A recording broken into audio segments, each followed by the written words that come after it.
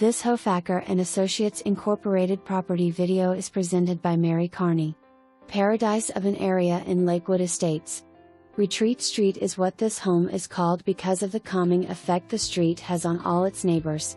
The owner turned one bedroom into a 9x11 laundry room, and the other half of that bedroom turned into a 8x9 bathroom.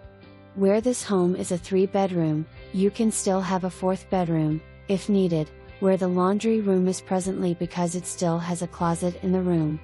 1964 heated square feet of lovely with new porcelain tile, vaulted ceiling, split, but open floor plan.